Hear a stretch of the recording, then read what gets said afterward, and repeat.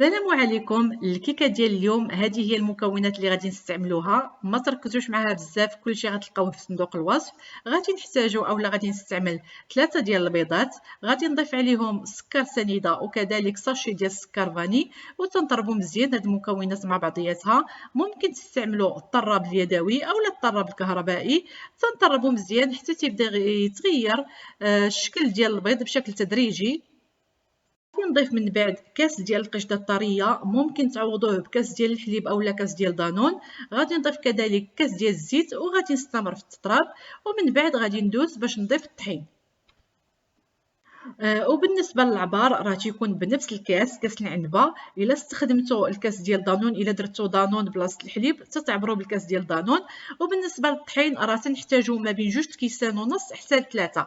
انا هنايا غادي ندير غنبدا اولا غادي ندمج غير 2 ديال كيسان ونص. النص الاخير غادي نخليه، الا احتاجيتو راه غادي نستخدمو، الا ما احتاجيتوش راه غادي نكتفي ب2 ديال كيسان ونص.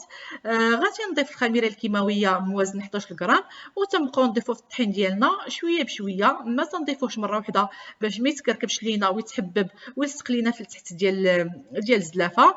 بالنسبه لي انا استخدمت 2 ديال كيسان ونص، يعني داك النص الاخير ما استخدمتوش، ما احتاجيتوش.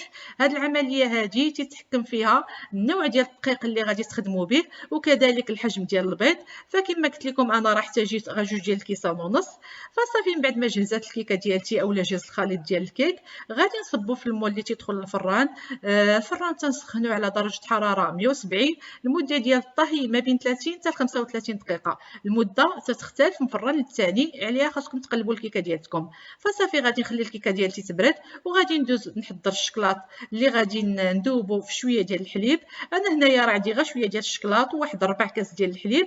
غادي ندوبهم غير فوق البوطه، ممكن تذوبوهم اولا تستعملوا الميكرووند.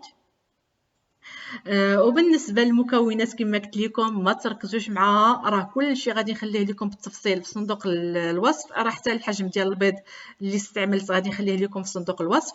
فصافي من بعد ما بردات الكيكه ديالتي تنزولوها من المول فاش طيبناها. وبالنسبه للتزيين راه ممكن تزينوها تخليوها على الوجه ديالها اولا تخليوها مقلوبه على الجهه التحتيه كما غادي ندير انا، سواء تختاروا هذا الوجه ولا الوجه الثاني، هادشي على حسب الرغبه. انا غادي نقلبها غادي نزينها على هذا الوجه هذا.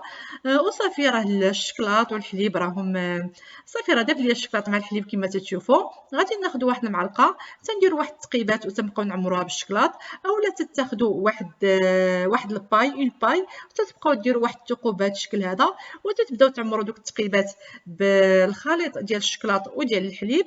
غادي نستمر بهذا الشكل هذا حتى غادي ننتهي من الثقوب كلها اللي غادي ندير كما غادي تشوفوا معايا في الفيديو. وبالنسبه للفائض ديال الشكلاط اللي غيبقى ليا غادي ندهن به الطورطه ديالتي اولا الكيكه ديالتي كما تشوفوا معايا. صافي تندهنها مزيان وغادي نزينها بواحد شويه ديال الكوكو. ممكن تستعملوا الكوكو اولا تستعملوا بعض المكسرات، الكونكاسي ديال اللوز اولا ديال لي نوازيت، اولا تستعملوا الفرما عفوا الشكلاط الابيض اللي تيكون غابي. هادشي هذا على حسب الرغبه ديال كل واحد. صافي ملي غادي نزينها غادي نخليها ترتاح واحد شويه اولا حتى يشد راسو داك الشكلاط، وغادي نقطعها مربعات تتقطعوها على حسب الرغبه ديالتكم. هاد الكيكه راه قديمه كنا تنديروها شحال هادي.